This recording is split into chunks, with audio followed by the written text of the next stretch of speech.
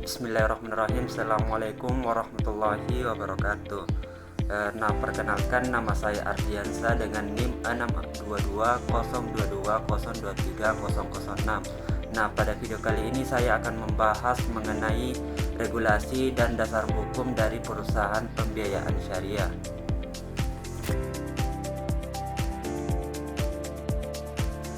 Yang dimana di sini materi yang akan saya bahas yang pertama itu pengertian perusahaan pembiayaan syariah, dasar hukum dan regulasinya, prinsip syariah yang digunakan serta jenis akad pembiayaan, kemudian peran dewan pengawas syariah. Yang pertama di sini yaitu pengertian dari perusahaan pembiayaan syariah, yang dimana perusahaan pembiayaan syariah merupakan lembaga keuangan non-bank yang menjalankan kegiatan pembiayaan berdasarkan prinsip syariah Islam. Dalam operasionalnya, perusahaan ini tidak menggunakan sistem bunga atau riba, melainkan menggunakan akad-akad yang sesuai dengan ketentuan syariah. Yang dimana tujuan dari pembiayaan ini dilakukan untuk menciptakan transaksi yang adil, transparan, serta tidak merugikan salah satu pihak. Kemudian yang selanjutnya itu ada dasar hukum dan regulasi perusahaan pembiayaan syariah. Di Indonesia memiliki dasar hukum yang jelas. Regulasi tersebut antara lain yaitu Undang-Undang Nomor 21 Tahun 2008 tentang Perbankan Syariah, serta peraturan dari Otoritas Jasa Keuangan atau POJK Nomor 10/POJK 05/2019 tentang perusahaan pembiayaan. Selain itu, dalam menjalankan operasionalnya, perusahaan pembiayaan syariah juga wajib mematuhi fatwa-fatwa yang dikeluarkan oleh Dewan Syariah Nasional, Majelis Ulama Indonesia.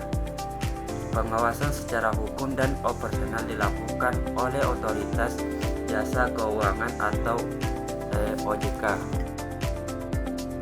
Kemudian yang selanjutnya itu prinsip syariah dalam regulasi.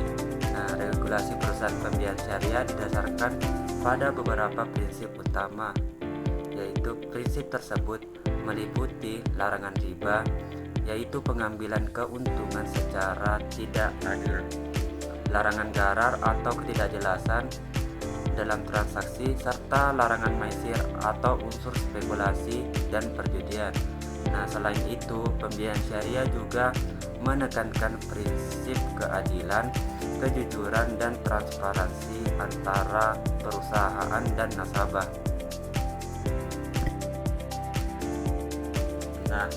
Kemudian yang selanjutnya adalah akad dalam pembiayaan syariah.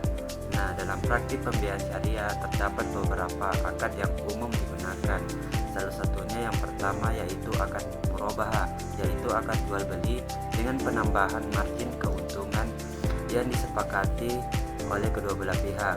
Kemudian yang selanjutnya ada akad ijarah atau sewa menyewa, dan ada akad mudharabah, yaitu akad kerjasama antara kedua belah pihak, yang dimana di sini ada peran antara sohibul mal dengan mudarib, yang menjalankan usaha sesuai dengan prinsip syariah, dan ketika terjadi kerugian itu ditanggung oleh sohibul mal.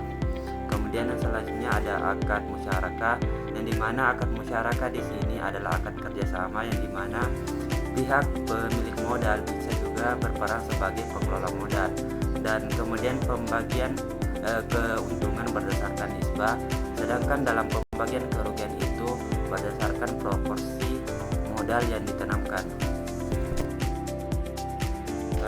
Kemudian yang selanjutnya itu peran pengawas syariah.